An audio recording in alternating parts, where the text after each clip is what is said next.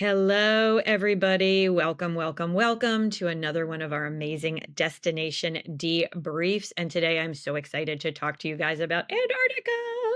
I left Antarctica exactly a week ago. So this is all fresh in my mind, and I am so excited. It was my seventh continent, my first time to Antarctica. I was with a group of our amazing advisors. There were nine of us all together. And I think for three or four of us, it was our seventh continent. Super excited to share with you guys how much we all loved it and just what a fantastic experience it is. And how you can present it to your clients as a very doable trip and maybe get some really great business out of it because it is a bucket list trip that is very intimidating for clients. And you, as their travel advisor, can come in and really take the heavy load off of them of figuring out all the details, give them the option, and make them say, hey, maybe this is something I can really do. So, really excited to do all of this with you today. Little housekeeping, this is one of our destination debriefs. These are a foundational training for us here at Fora. We have been doing them from the very beginning. Our first ever training was a destination debrief Henley and I did together, and it has continued to be foundational for us to do these on a weekly basis for our advisors. It is one of about 40 hours of different types of training that we do for our advisors every week if you are currently not one of our advisors, just so you understand. And this honestly is one that is my favorite. So now we're going to talk about Antarctica. This deck lives in portals. It is our amazing sales tool, CRM, all of that good stuff all in one. So this is not only what we will cover today, this is also a little bit of a table of content. So if you have to go back later on, you can take a ton of notes if you want. However, you can also just go back to this and all of this information will live in portal along with this recording and this deck. So you can take a look at what is going to be on here. As well, if you are one of our advisors, you're going to receive after this an email that will include these marketing materials, but they will also live in Portal as well. These are what you want to send out to your clients, how you want to engage your clients. They're all set and ready to go for you. We do lots of amazing marketing. Again, I would emphasize this because this is something where you can gain new clients based solely upon the fact that this is a very intimidating destination to sort out, and you can provide that service to your client and then get yourself what is generally going to be a high revenue booking. It is not inexpensive to go to Antarctica, but it is a bucket list, and many people are willing to spend a little bit more on an Antarctica trip than they would on a normal trip. So it is a great way to engage new clients or work with your established clients to do something that's going to be great for both of you. Okay, why Antarctica? Why not Antarctica? Antarctica is where there are icebergs and snow and beautiful and wonderful landscapes that you really are not going to see anywhere else in the world. It is also an amazing marine life landscape. So you're going to have whales, you're going to have penguins, you're going to have seals, and it is the seventh continent. So for a lot of people who love to travel, it is the last continent that they really need to sort of knock off their bucket list. And I think anyone who has visited the rest of the continents, probably they're pretty engaged in travel and they're pretty interested in seeing the world. This is a great place to see something that you're really not going to see anywhere else. Yes, they have some icebergs here and, up north, and then they have fjords and they have stuff that's kind of similar, but nothing is like this. The environment, it could be we talked about aliens when we were down there. It could be an alien landscape, or it could be, another planet. There's really nothing else like this in the world. So it is just an amazing experience. Once you do it, I think I'm like ready to go back, to be perfectly honest with you. I boarded the boat and you spend 10 days on the boat. I never spend 10 days anywhere. You guys who know me know I move really quickly. And I boarded the boat and I thought, I've made mistakes. This is too much time. And when we were checking off of the boat 10 days later, I was like, please, I wish I could stay. This was so amazing. I just want to see more. There's something about just staring at these amazing landscapes that is so absorbing, seeing the wildlife. I would have gone out in a Zodiac I did go out in a Zodiac every single time we had a chance to. Zodiacs are the little inflatable boats that really get you around. It's just really wonderful. If you have any clients who love safari, this is a marine and ice version of safari. So just absolutely, I can't say enough about what an amazing experience is. Clients to book here, Lots of clients to book here. Maybe they don't even know their clients to book here. Certainly solo travelers. There are a lot of solo travelers on these ships because this is a bucket list destination, something a lot of people go to, but their partner might not want to. Their families might not want to. So for you as a travel advisor, this is an interesting way also to engage, to let your clients know that even if they're solo travelers, you can really support them and you can make this happen for them. Families, 100%. I wish my family had been along. I think my kids would have loved this. Most of the boats have minimum ages, usually 8 or like maybe 16 for activities, somewhere around in there. But it is an amazing trip for families. Why? Because educationally, it's fantastic. Landscape wise, it's fantastic. Activity wise, it's very active. I know you're on a boat, but you're doing really active things off of the boat. So, really, really great for families, anything. I honestly think, there's sometimes honeymooners have a little bit of extra money in the budget. I would do a honeymoon here. Who doesn't want to like say they had a honeymoon in Antarctica? So if you have any honeymoon clients out there who really want to do something special, they've got the full 2 weeks, they've got a little bit extra money. I would do it. How long to stay? This is not up to you. This is up to other people. So any travel to Antarctica is very structured. It means that you can't just say like, "Oh, I only wanna go on a 5-night cruise." The cruises are generally 10 nights on the water. They could be a little bit shorter if you're using a flyboat option, which I'll talk about in a minute. They could be longer if you are going to go off and do one of the more extensive cruises that cruises up through the Falklands or, does some of the other stuff. So there are options for longer, or you can shave off a day or 2, but really you're looking at 10 days on a boat in essence. On top of that, it is very, very far away. If you're coming from North America, if you're coming from far South America, it's not so far away, but if you're coming from North America, it's very, very far away. It takes a long time to get there. So this is not a trip where when you're talking to your clients, if they're like, "Oh, well, can we shave off a day or 2?" No. Because the other thing is that with all of that distance comes a lot of different kinds of travel. Each of those kinds of travel, flights, drives, whatever else, includes some chance for something to go wrong and for there to be a delay. Once your boat leaves, you can't get on it again. So if you have a client who's trying to like fly in as quickly as possible, like, "Oh, I'm going to cruise through BA and then I'm going to cruise down to Ushuaia and then I'm going to jump on the boat," that's not going to work because anything that happens, if it sets them back, they're not going to get on that boat. We had a couple of people in our group and a lot of people on our ship who actually were held up by an American delay out of Dallas and out of New York.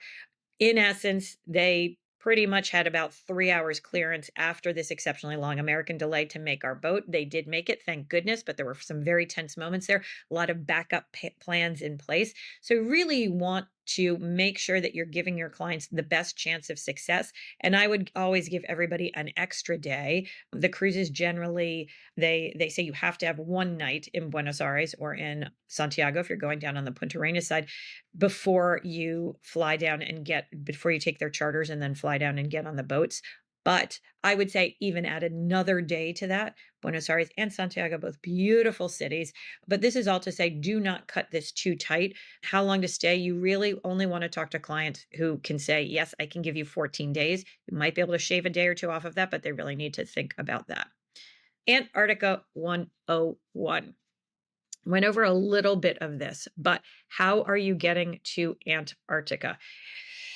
We're going to talk about the South American routes into Antarctica pretty specifically, and then I will mention the South African routes. But the boats, for the most part, are leaving from either Punta Arenas on the Chilean side or Ushuaia on the Argentinian side. So you're either going to fly into Buenos Aires, and as I said, you absolutely need to have 1 night. But I would recommend scheduling for your clients 2 nights in Buenos Aires. It's a beautiful city, lots to do there. You can have dinner at Don Julio like we did, fantastic. I would schedule 2 nights there, and then they fly down to Ushuaia. Most of the boats have charter options to fly down to Ushuaia. I would take the charter option, even though it's more expensive, because that is a guarantee. If you book your own flight for a little bit less money and something happens on that flight, if it gets delayed, if it gets canceled and you have to rebook yourself, any number of things, the boat is not going to wait for you. The boat leaves when the boat leaves.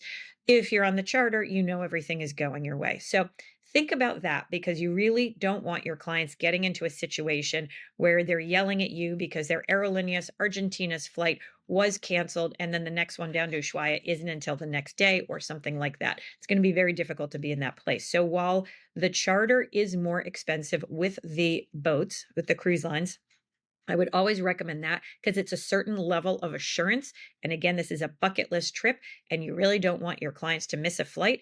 And then the cruise line is not going to refund their money because they booked their own flight and then the flight didn't go. So, something to think about when you are planning these. The other way to go down for some of the cruises is to fly into Santiago. Again, I would recommend doing 2 nights in Santiago before you fly down to Punta Arenas. Another thing that you can do down from Punta Arenas, and I will mention this a little bit at the end later on as well, though. But Punta Arenas is also where you start off for a lot of your Chilean Patagonia lodges. So anything that's going to Torres del Paine, something like Explora, Singular, Tierra, all of those amazing, amazing lodges, you would fly into Punta Arenas and go to them. So if you had clients who wanted that experience, which I strongly recommend, and they're over on that Punta Arenas side and the boat's leaving from over there, or their fly to the boat is leaving from there, I would recommend even doing a couple of nights there ahead of time. That way they're there, they're, used to it, they're hanging out, and it's such great experience there. The land experience there is going to be a great juxtaposition and addition to the Antarctica experience. Completely different from those, which are sort of the same and going down that very tip of South America, just on the either the Argentinian or Chilean side, is the South African entrance. On the South Africa side, I wanted to mention this because Antarctica is a little ball at the end. You have South America, you have South Africa, and then the other side, you have closer New Zealand and so forth. On the South Africa entrance, you have something called White Desert. White Desert is the only camp that you can do in Antarctica. So it is a camp. It is on land. It is not a cruise ship. You can do that down there. It is quite expensive. It is very, very exclusive. It is definitely not for everyone, but it is a spectacular experience. It is for that client who money is no object and they want to do something above and beyond. This is it. So I wanted to mention that South Africa option very quickly. What is new and noteworthy? So again, because we're talking mostly about the South American crossing, so we're talking mostly about the boats. This is all boats. So some of the boats that we love, some of the things that we're going to talk about in a few minutes down here, we were on National Geographic Lindblad. We were actually on the Endurance, which is a new boat, absolutely fantastic. I loved this. Antarctica 21 might be a line that you haven't heard of because they only do Antarctica. So Quark, which is next, does the polar regions. They do the South Pole and the North Pole. So they do Antarctica and they do all of the stuff up in the north as well. They move their boats in between. That is much more common. Swan Hellenic does that as well. A couple of them, Scenic, a couple of the other lines do both the North and the South. Antarctica 21 only does Antarctica. They're very well connected in Chile, and they do the fly boat option. The Magellan Explorer is probably right now the fanciest boat that does this route. And they have a new boat. If you look down what's new and upcoming, they have a new boat coming out. It's going to be similar to this, but a little bit upticked as well. Quark is another line that I love for this. They are great with conservation. Again, they just do the polar regions. They do a fantastic job. Really fantastic. I believe they're virtuoso as well. Another one that you might not have heard of. We're talking about some here that you might not have heard of because this is an area that is a little bit more niche. So these are not other than Lindblad Nat Geo, which of course you have probably heard of. Some of these you might not have heard of. Scenic partners, Scenic on one side, Emerald on the other. Emerald does more traditional cruising, but they're small luxury boats, about 100 cabins or so. The Scenic side of it does the polar region. They do some other expedition cruises as well. Really beautiful boats. I got to be on one in September up here in New York, and it was gorgeous. Hurtigruten has now rebranded itself as HX.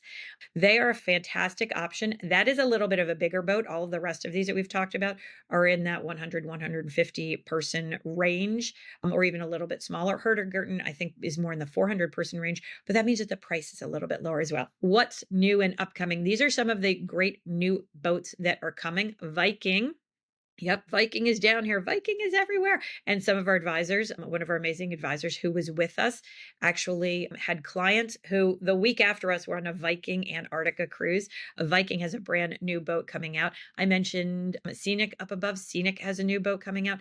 And the Magellan Discoverer versus the Magellan Explorer, which is what Antarctica 21 currently has. The Magellan Discoverer is coming out 26. It will be the newest, bestest, biggest, not largest, but it will be the blown out one to be then. These are really important, almost more important to note than when we talk about hotel openings, because these cruises, particularly over festive season or close to festive season, sell out way over a year in advance. So when Magellan Explorer was launched, I had clients who were dying to get on it the first year. They couldn't get on it the first year. They actually diverted their trip to the year after that because it was such a bucket list trip and they wanted to be on the Magellan Explorer so badly. So do pay attention to these more than we would maybe pay attention to hotel openings, because these actually could set your client's agenda if they want to be on the newest, bestest, brightest ship out there.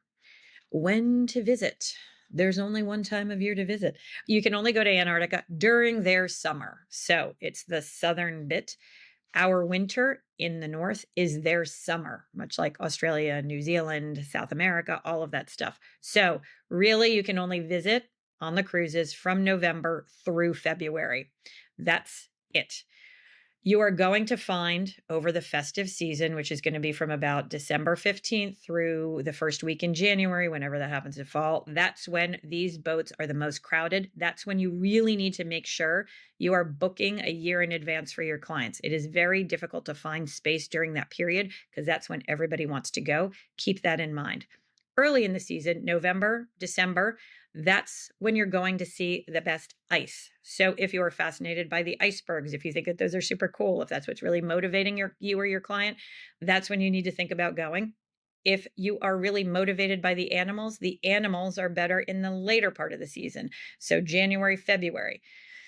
I don't think it matters at all, really, at the end of the day. I don't know that I would let any of those things sort of determine. I mean, if somebody can only go in November, I wouldn't say, oh, it's too bad you can only go in November. It's ice season and you want to see animals. We were there in the beginning of December and we saw lots and lots and lots of animals. We saw all of the penguins except for Emperor, but that was just because we couldn't get into the Wattle Sea, which I'll mention in a moment. We saw all of the penguins. We saw seals. We saw whales. I think we saw everything that we really, lots and lots of seabirds. We saw everything that we wanted to see. We didn't get to see penguins hatching. That happened sort of towards the end of December into early January. If you want to see all the little teeny tiny penguins, then you might go later on in the year. But when you go then, you're going to have less of the icebergs. It's not that they're not going to be there. They are always there. But for instance, talking about the Weddell Sea, we couldn't actually get into the Weddell Sea because there were so many icebergs blocking us off. They had all floated down and sort of cut off the entrance to the Weddell Sea. But that might not happen. There might not be the really big icebergs. They might have calved. They might have moved on. So the ice might be a little bit less spectacular at the end of the season. The animals might be a little bit less spectacular at the beginning of the season. For me personally, though, it's such a bucket list trip. Whichever you get, I think is fantastic and is not going to really be a detriment in either way.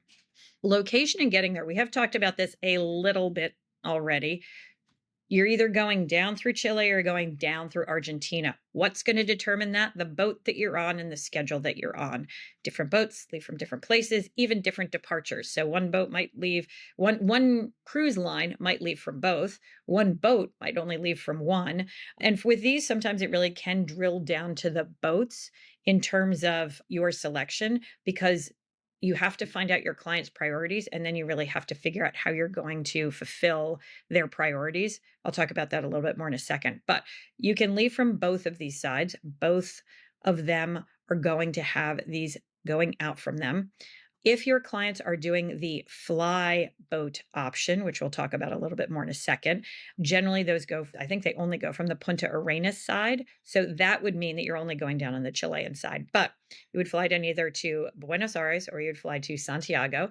From there, again, you have to spend at least a night. I would recommend spending 2 nights. And then you're going to fly down to either Punta Arenas on the Chilean side or you're going to fly down to Ushuaia on the Argentinian side. That is how you get there. That is how you start your journey. From there, you're either going to get on a boat and head off, Or if you're on the Punta Arenas side and you've taken a fly boat option, you are then going to get on another flight that is going to fly you over the Drake, land you, and then you get on the boat there. This is me leading our group and pulling the ship. Okay, we're not actually doing that, but it's a really cool picture. We posted this itinerary here. This is the itinerary that we did that was published for us. What I will say about the itineraries are a couple of things. Number one, you need to be flexible, period. Your clients need to be flexible, period. There is no getting around that. I mentioned we were actually supposed to go into the Wattle Sea. All of our visits were scheduled there, and it was blocked off by icebergs. So we actually couldn't get there. It didn't matter. We didn't find that out until the very end, to the very last day. We didn't know any different. We didn't know any better. We weren't paying that close attention to our itinerary. We saw everything we wanted to see, and we had amazing, amazing experiences. They couldn't have been any better if we had gotten into the Wattle Sea. The staff was so fantastic. They had to pivot. They did pivot. You're out here in nature. Lots of things can happen. Icebergs can block things. There was one of the first stops we made at a place called Brown Bay, Brown something, that actually got closed right after we left for certain conservation reasons. Lots of different things can happen. You need to be adaptable. But honestly, if you just go with the flow, if your clients just go with the flow, they will see all of the things that they want to see and be able to do all of the things that they want to do. So I would really say here, just emphasize that while there is an itinerary, while the cruise line is trying to do stuff, you just have to really go from day to day and understand that, it might not be exactly what it says, but it's going to be fantastic. So really you spend 10 days on the boat cruising around and seeing penguins, seals, whales, icebergs, all these cool things. When I talk about it, I always feel like it sounds a little bit boring. It's really not. I don't know how else to put it. It is absolutely absorbing. I mean, when you're staring at these amazing icebergs, you could stare at them forever. You go around a corner and you see another one, you're like, it's bluer than the last one.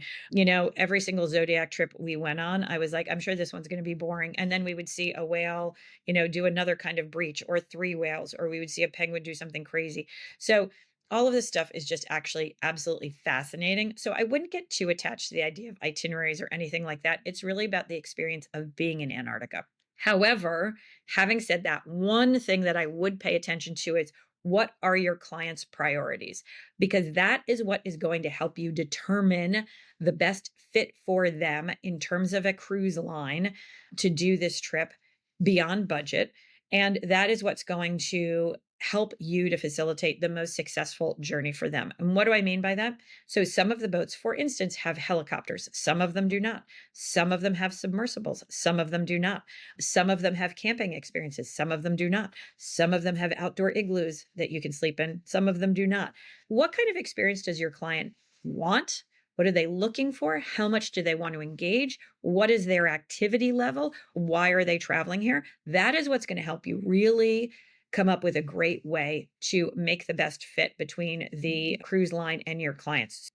I'll talk about Lindblad Nat Geo, for instance. They're, of course, very conservation minded. They do not have helicopters or submersibles for conservation reasons, because the helicopters make a lot of noise and disturb the animals and disturb the landscape with their noise. They have chosen not to have them. Same thing with the submersibles. The submersibles often cannot go because of weather, and they can be disturbing to the environment. So instead, they have divers go down. If you have clients who are really engaged in conservation, this is going to be the best fit for them, because they're going to really appreciate that. They might be a little off put by another line that has a helicopter on it, like Scenic, where the helicopters are making a lot of noise. They're like, oh, that doesn't seem like conservation. But you could have another client whose priority is really to get this sort of like sweeping view of Antarctica, and thinks that going up in a helicopter is like the penultimate thing that they could do. Then you really want to make sure you're doing something to feed into that for them. Another thing that's important to note is that some of the bigger boats, the landings are controlled. While Antarctica, there's no government body. There is a conservation body called IATO that controls them and controls visits from a conservation perspective to make sure that no one area is getting too many visits or anything like that. They also control the fact that you can only have 100 people per landing.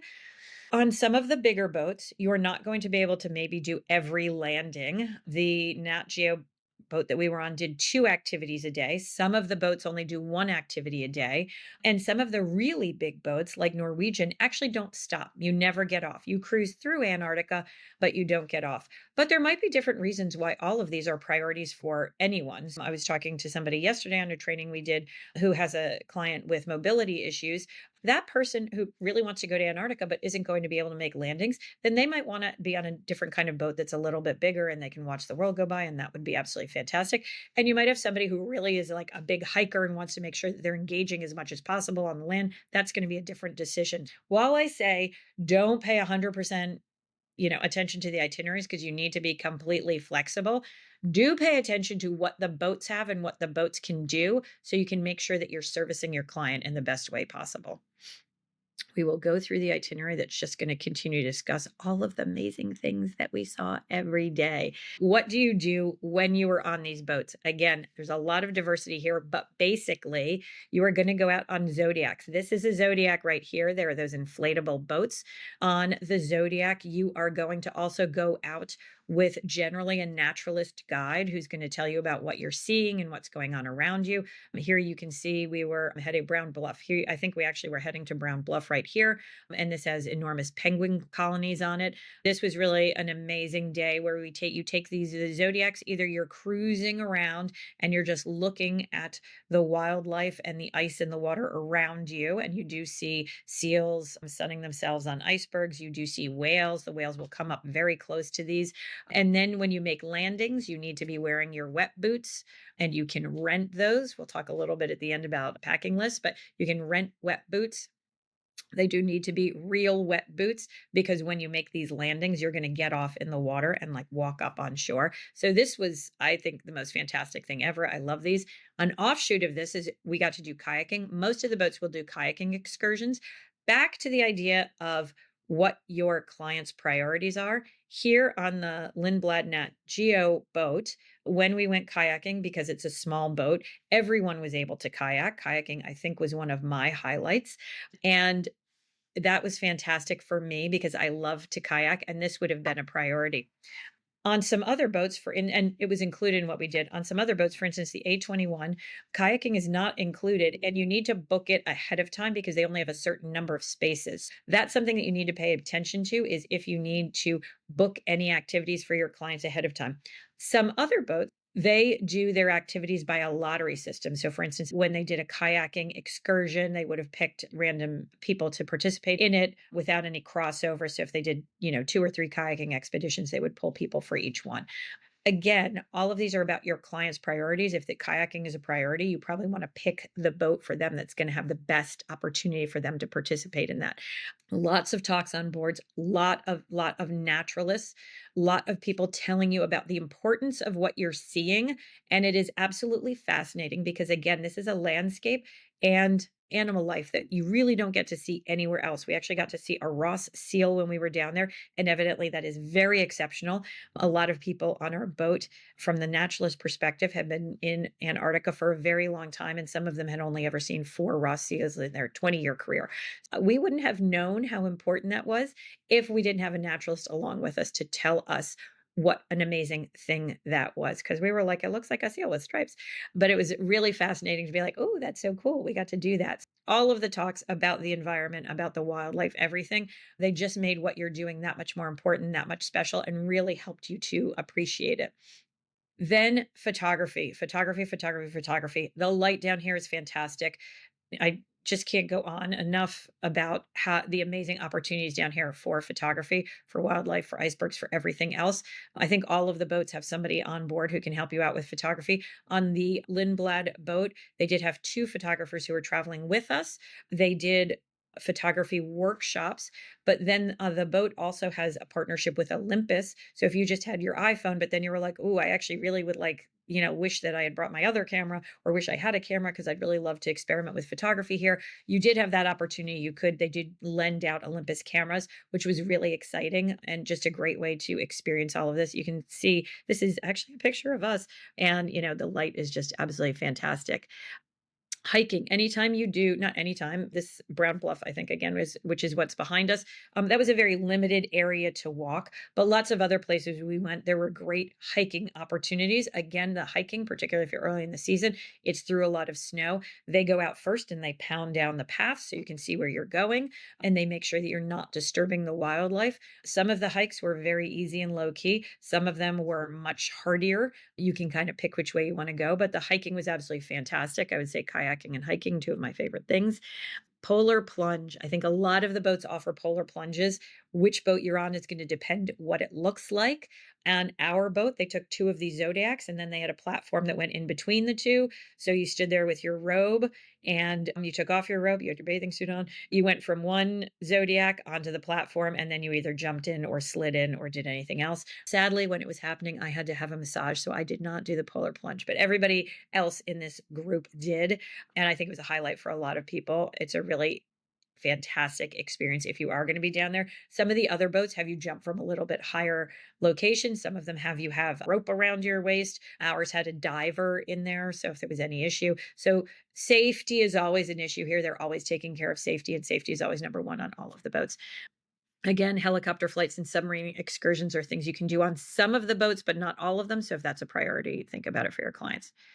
So now let's talk about some of the specific boats. Lindblad Nat Geo. This is what we were on. This was a fantastic experience. The slide you're looking at here is actually one of their suites. It's a 700 suite. So you can see how much space there is in a suite. If you cut it in half, you would see what the individual cabin looked like. So where the bed is sort of what, one cabin would be like, in this living room, sort of another cabin. The cabins were not enormous, but they were plenty spacious. There was also a little sofa that could pull out into a single bed. So if you had a family of three, so parents and a kid, perfect for that. I would say if you had three adults, it would be very little space. The bathrooms were a good size. They were certainly larger than, for instance, the bathroom on like a Virgin Voyages. About if you know the Virgin Voyages boat, I would say it's about 3 times the size or twice the size of a Virgin Voyages boat. I thought I was actually really excited that the bathroom was that big because I've seen some smaller ones. I was on the Regent boat, which is a beautiful luxury boat, does not do this part of the world, a couple of months ago, and most of their bathrooms were quite large, but they actually had a few cabins with very, very small bathrooms, and I thought it was gonna be like that. I actually thought the bathroom was a great size. They're very well set up for what you need to do, which is coming and going with a lot of gear. There's hooks in the room. I always appreciate hooks that you can hang your coat on and your life jacket and everything else. There's also a couple of closets so you can hang things up. This is a journey where you need to unpack. It's not one where there's a lot of room in the room itself to have your suitcase just like lying around. So you kind of want to make yourself comfy in the drawers and everything that they have. Plus, all of the drawers have little locks on them so they can't open and close. So really, the setup in the cabins was fantastic. But for any of these journeys, I don't think you're going to spend a ton of time in the cabins. This is one that is balcony. We did not have balconies, which means you had a little like love seat inside, which I thought was actually quite nice. I don't know how much people actually use the balconies. Anytime we went out, I would look up at the balconies and it was never like there were a ton of people on them. But if you do want them, if you feel like you want that outside space, absolutely the balcony cabins were beautiful. But again, back to the common space, you spend a lot of time in the common space. And this had great common space. It had a library, which was up in the front. This is one of the boats where they invite you up to the bridge. Most of the smaller boats will invite you up to the bridge. And that is really so that you can feel a little bit more secure about what's happening around you, but also you can have fantastic views. And it also feels like you're participating in the whole journey. So I really enjoyed that and thought that was fantastic. The food was amazing. There were two F&B. The restaurant is called 270. And then there was also a secondary restaurant which served lighter fare at lunch and did some special meals up there and some special food activations up there. So you had a little bit of diversity. But really, the food was fantastic. The experience was fantastic. This is National Geographic and Lindblad. So this is about exploration. Again, no helicopters, no submersibles, lots and lots and lots of scientists on board. There were the naturalists and scientists who were there to work with us. So they took us out in every Zodiac. They were with us every time we hiked. But there also were actual scientists who were doing work, which I thought was really fascinating and I really enjoyed. Every time we got off the boat and there was a high peak or some lot of snow, we would like look off and we'd be like, oh my God, are those people from our boat over there? And it would turn out that it was the two scientists and they were taking their soil samples or doing their stuff. And they were with us every day when we ate. So we could ask them questions about what they were doing. Super nice guys. And all of the naturalists spent and scientists spent time with us at every meal so we could ask them lots of questions. And a lot of our downtime was not actually downtime, it was time listening to them talk about whatever their expertise was. And it was really fascinating and also fun. One of the people on our boat had spent, I think, 4 seasons at McMurdo, which is the base down in Antarctica, and had some really amazing stories to tell there. So this boat, I loved it. I thought it was a great experience. I think fantastic for families, particularly families with kids who are like teens and want to make sure they have an educational element, or anyone who is down here because they really are into that educational element.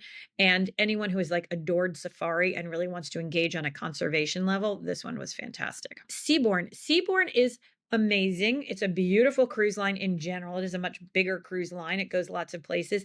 This is really an amazing one if you have clients who want to come down here, but they want a little bit more of that more traditional cruise experience. I think that this is the one that is really going to sort of be Antarctica focused, but also be one of those a more traditional cruise experience. One of the people who was with us on the FAM, who sells very strongly in the cruise sector, was noting how different the experience is on an expedition trip, particularly an Antarctica expedition trip, because there's not the sort of set way that things are done on a normal cruise line. Seabourn is a little bit more traditional. So this might be for the client or even like a multi-gen or something like that, where maybe some of the people are like, okay, I'll do it, but I'm not sure. And other people are like, oh, I'm so excited to do it. Seabourn might be a nice happy medium between the two. Hurtigruten, the Nat Geo boat we were on, could take, I think it was 138 passengers. So it's a small boat, very intimate. 138 means that they were probably at about 100, I'm not less than 100, 70 some odd cabins or something like that. So it's very intimate. We really got to know everybody on the boat by face, if not by name, made lots and lots of good friends, had lots of great conversations, super intimate. And it's that size that allows you to do all of the activities and allows them to do morning and afternoon activities. They can really like manage and maintain things differently from there. Hurtigruten is an amazing option. That one is bigger. It's about 400 people, so generally about 200, a little bit less cabins. That means that your experiences are going to be certainly, it's a little bit more diverse in terms of the people that you have on board. The price point is going to be a little bit lower. I believe they do one activity a day. And as I mentioned, there's some things that you're going to have to maybe lottery for if you want to do, but they also can offer some more experiences. So I believe they did have camping. Our boat didn't have camping. That was a lottery experience, probably the toughest one to get because it's very limited in terms of what you can do and completely weather dependent, as everything we're talking about down here is. And so this is one where you have clients who really want to engage. They're really interested in the destination. They want to get off. They want to have all of the experiences, but they might have a slightly lower budget.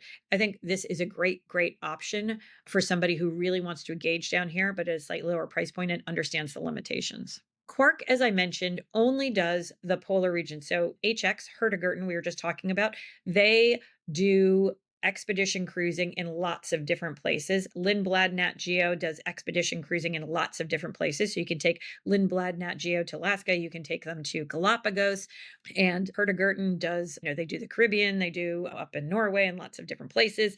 Quark only does the polar regions. So they just do the north and they just do the very south. What that means is that they have a lot of very specific knowledge and their boats are all very specifically set up for these journeys. We haven't been talking about the individual boats very much and specifically what they mean, but for instance, the Lindblad Nat Geo one is a wave breaker and an ice breaker, so it can break up to 15 feet of ice. The Quark expedition ships are set up similarly. They can be icebreakers and they're made for these waters specifically. For me, that's I think important if you're traveling in these areas. You want to feel like you have a lot of confidence in the fact that the boat was actually made to do this. So their knowledge base is just really like unparalleled for these regions because this is all they do. So I just think that that is fantastic if you have people who want to focus on this. They have this picture here. You can see their cabins are really lovely, a little bit similar to the Nat Geo, although we were on the Endeavor. We were on the Endeavor, which is their newest boat. I'm not sure if the Quark boats are like a generation generation before this, but the yellow jacket on the bed, another thing I'm going to mention, Quark and Lindblad, I know, give you your jacket. So you actually, it's like a fun little perk that you get. You actually order, that you give them your size and your jacket is included in your package, for lack of a better term. So you get to take your jacket home. It's a really fun little thing to be able to do that. I'm not sure, an A21 I know doesn't. I'm not sure if some of the other ones do. You have to buy your jacket. But anyway, it's fun. Antarctica 21, also known as A21, they're kind of going through a rebranding. This is for the person who wants to be down here, but they want a little bit more flash, a little bit fancier, values very high-end hotels, really wants a more high-end experience. This is the one that you're really going to want to look to. And they only do Antarctica. Their boats only do here. I haven't been talking, I just said so much about specific boats, but there are differences in specific boats and what they can do. So if I go back quickly to Quark Expeditions, just quickly, Quark, for instance, has one boat, Ultramarine, that does have a helicopter, but then they have another boat, Ocean Explorer, that doesn't have a helicopter, but does camping. So even if within these lines that I'm talking about, there are some divisions that you have to really drill down, and it could be boat specific what you can and cannot do. So again, back to your client's priorities, really exploring that. Antarctica 21, again, has the Magellan Explorer, which is their newest boat and is fantastic. They also have one called the Ocean Nova. That one is a little bit worn. So when I'm talking about Antarctica 21 and how they are, the most flash, for lack of a better term, really I'm talking about the Magellan Explorer and I'm talking about the Magellan Discoverer, which is going to be launched, that boat I talked about that's going to be launched in 26, 27. Those are the ones I'm talking about. If you look at Antarctica 21 and there's only the Ocean Nova, that might not tick the box for that client who wants that level of luxury. Just important to note, but still fantastic experience because this is all they do. These guys also do the fly boat option. They're very well connected, so their flights go more frequently. As with anything down here, weather is an issue. And while the fly boat options seem like a great idea to cut some time off, those flights are very, very dependent upon the weather because where they have to land is very dodgy. So you could go 3 days and that flight might not be able to go. And once you hit the 3 day mark, the cruise won't go. So if this is something that people have been waiting and waiting and waiting their whole lives to do, and a bunch of these lines do the fly boat option, Lindblad Nat Geo just launched it as well. You have to give people that caveat, which is that a boat is always going to leave. So if you're just doing the boat option, it's fine. But if you're doing the fly boat option where you're taking that flight out of Punta Arenas over the Drake, those can be more temperamental and there's always the chance that that flight can't go, in which case you can't get on the boat, in which case you can't do your cruise. You'll get a credit for future, but you have people who've taken 2 weeks off of work, they've organized everything, and now they can't go on their trip. So something to keep in mind again when you're planning these. But Antarctica 21, fantastic, lovely, beautiful boat. Additional cruise options that we love in Antarctica. We are not going to be able to talk about all of them. I know we're going to forget some of them, but a couple of the ones, Scenic. Scenic, I mentioned. Scenic is a much smaller cruise line. Again, they have the Scenic and the Emerald. I was able to be on their boats. They have beautiful boats and they're expedition boats. So they do this part of the world. They do have a helicopter on board. I believe that in the Scenic journeys, the helicopter is not included. I think on the Quark, the helicopter is included. So again, some of these things drill down to, additional costs. You always want to ask about those. But Scenic is a great one to think about that you might not have heard of before. A&K does amazing cruises down here. Interestingly, what A&K does when they cruise down here is they take over the Pondant boats. So you can also cruise Pondant. Pondant is a French cruise line down here. If you cruise it as an English-speaking American, it's in French and it is in English. Everything is bilingual when you're on it as Pondant. When you're on these boats, when they're A&K, you don't have the French side of everything. It's just the A&K side. And A&K does a fantastic job with luxury expedition. They have great naturalists on board and they really dig deep into that. So this is another great option. Aurora, you might not have heard of Aurora. Aurora is a little bit lower price point, a little bit, I don't want to say utilitarian, but a little bit more sort of straightforward in terms of this is not for somebody who's a fancy cruiser. This is for somebody who really wants this experience. Maybe it's a bit of a budget, but it is a European cruise line. So it's going to be a very diverse group of people on it. You will see a lot of Europeans on there. We saw when we were there, the Hagup Lloyd and the Swan Hellenic cruises, which was really interesting to see those. If you don't know those cruise lines, another two that are running down here and they do expedition around the globe. So cool to see them down there. Some things you need to know. When you're down there, it's 24 hours of daylight. Yes, people are gonna ask you if you saw the stars. Nope, you're not gonna see the stars because it's always light out in their summer, which is when you're gonna be down there, which is our winter. In their winter, of course, it's gonna be dark all the time. One of the reasons you can't travel down there during other times of the year, but it is 24 hours of daylight. You do have a sunrise and a sunset, but if you imagine that, you're on the bottom of the earth, it's that little tiny disk. When the sun sets, you're still getting light because the sun's coming from the other side. So 24 hours of daylight, be ready for that. Of course, any cabin is going to have blackout shades. But if you're doing something outside, like a camping experience or an igloo experience, there are 24 hours of daylight, and it's not an experience for somebody who really wants to stare up at the skies.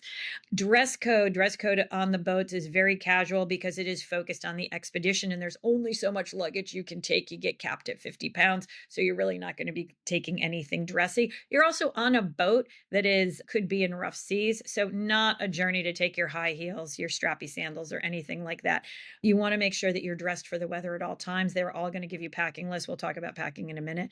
Respect local guidelines. That is all about the nature and the animals. You have to be very careful what you're doing all the time, and you have to be very careful that you are following what they say you should do, how close you can get to the animals, and everything else. But they're very, very clear on all of that. Health and safety. There's no hospitals down there. Really important that you have evacuation insurance, 100% at the very minimum. This is also a trip I would buy regular travel insurance for, but you have to make sure anyone who goes on one of these journeys is going to have to fill out a medical questionnaire. Not just fill it out, they're probably going to have their doctor fill it out and their doctor sign off on it. Important to note that they are not going to take somebody who has a, health condition that could flare up while they're in the middle of the ocean. There are ways to get people to medical safety. There are also doctors on boards. There are also suites that are set up as medical suites. So if you had a sudden emergency, there are people there to help you, but they want the best chance for success. So do keep that in mind when you're planning these for people. Currency and payments, everything is done on the boat, so you don't really need to worry about that. Everything can be done in US dollar. Price point expectations, these are not inexpensive journeys. Now, as we've talked about a bunch of these different boats, you will see a bunch of differences in price. But if somebody came to me and said, tell me about the price, I would tell them to really, if they're, $15,000 per person all in is going to be a starting point. Cruises like this, expedition cruises, specifically these, price like safari, it's a per person cost. So while if you're in a solo cabin, and some of these boats do have solo cabins, the Lindblad Nat Geo does have specific solo cabins. So if you have two people in a cabin, it's a slight reduction. It's actually not like a half cost because you're paying for all of your meals, all of your expeditions, and everything else. The cabin itself is just a small portion of that. So these price per person. So if you have a family going and they have two kids, it'll be a slight reduction to have the two kids in the cabin, but it is a per person cost. So you do have to make sure that people are thinking on the high side. It's also a very long way to get there and a lot of transportation costs to get down there.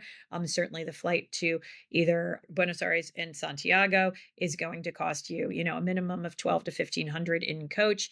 And then to go down even farther, the charters are between 1700 and 2000 to then get you down to the farther destination point. So there's a lot of prices here. This is a larger ticket item, but well worth it. Book in advance, particularly if you're booking anything during the festive season. Travel tips, of course, I mentioned be flexible. The Wi-Fi, I was actually pleasantly surprised. My advice to anyone traveling on any boat anywhere is that they should never have anything scheduled, but you can get on and do things. So I wouldn't schedule Zoom calls while you were on any of these boats, any boat anywhere, but you certainly can get on your email. You can be responsive to things. You can be engaged in all of that. I would also always recommend to anyone on any cruise, including this, usually there is some package that is included. It's going to be very basic. There are always upgraded packages. Expect that you're going to have to spend money on an upgraded package if you need to be in constant contact or if you need to be on email or like looking at spreadsheets, things like that. Just something to keep in mind in general. But we did have, other than one period, we did have conductivity the whole time we were on the boat. Wasn't always appropriate for Zoom, but I was able to, keep on top of my email. And then, of course, make sure that you are prepared for the sun. It is a lot of very bright sunlight. So you need to make sure you're ready for that. Okay, clothing. We are coming to the end of time. I can't believe it so quickly. So, what I'm going to tell you is we have some clothing recommendations here. Often the cruise lines will allow you to rent the things that are necessary. Boots, particularly, unless you want to pack your really big water boots and you do need your water boots, I would absolutely rent those. Your waterproof pants, stuff like that, you can rent or you can buy. It's up to you. Some people rented poles. They also had poles available for us for hiking and things like that. Just quickly running through this, I would say the thing that everybody on our trip wished we had brought, but only one of us did, were shoes that were really easy to slip on and off, like Uggs or Birkenstocks, something like that. Why? Because you go back and forth. We had lockers that we could put all of our wet boots and our wet clothes in, and they could dry there, but we had to get back and forth to the cabin. It was really a pain in the neck to get on all of your gear. You got on your underlayer, you got on your overlayer, you got on your coat, and you pulled on your socks, and then you had to pull on your sneakers and tie them to walk down a set of stairs to take off your sneakers, untie your sneakers, take off your sneakers, then put on your boots. One of us did have a lovely set of really sturdy rubber bottom, sort of Birkenstock style sandals. And we were all completely jealous of her because she just slipped those on, walked down there, slipped them on, came back. So that is the one thing that nobody recommended to us that I would say we all were like, that's the most handy thing ever. We all wore most of what we brought, I think. I would say my ski gloves were the least used. I only used them twice, but they were pretty handy. You do need waterproof gloves, and if you're wearing ski gloves, you need liners on them. I think we did pretty good with our packing. I don't know. I'm always happy to answer questions on packing if you need them. Expedition gear, you do need, if you're going to carry stuff with you, you do need a dry bag. You need something to carry with you to put things in it. All of this stuff is pretty basic. I would say anything like medication, seasickness medication, it mentions here. I will say that if you're going to go through the Drake and you're prone to seasickness, go to your doctor, get the patches, the prescription patches. Those were quite handy. They have very felt side effects, very serious side effects. So some people found that they had them on for a little while and then they ripped them off. Some people had to keep them on the whole time. It's very individual. On a call yesterday, somebody asked, like, if you can really tell us like what it's like crossing the Drake. There's something called Drake Lake, which means it's completely smooth and you're not going to feel anything. And then one of our servers was talking about last year they went through in a storm and there were 45-foot waves. So really unpredictable. You can't know. We had decent crossings both times, but people definitely felt it on board. If you're worried about seasickness, go to your doctor ahead of time and be prepared for it. But they also do hand out seasickness medication on board. Like it's candy, not quite like it's candy, but it's very easily accessible there. And that worked for a lot of people also.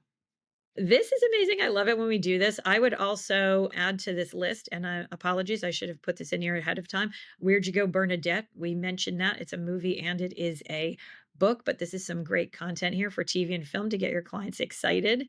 Trips to add on.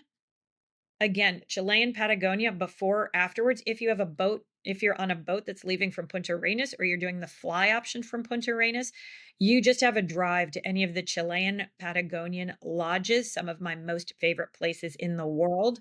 Add that on. If you were over on the Argentinian side and you have some extra time or you want to add on to that, one of our advisors went to Mendoza and we're completely jealous. She filled our WhatsApp with beautiful pictures of her wine experience up there. But Lindblad Nat Geo actually did an extension to Iguazu Falls, which is amazing. The Argentinian side of Iguazu Falls has a lot of footpaths through it, hiking you can do there. You could spend a couple of days there. Beautiful experience. And also Bariloche, gorgeous part of Argentina. Again, you could get there pretty easily. You can get there sometimes by flight. You might have to double back up to Buenos Aires and come back down, which seems a little counterintuitive, but sadly the logistics.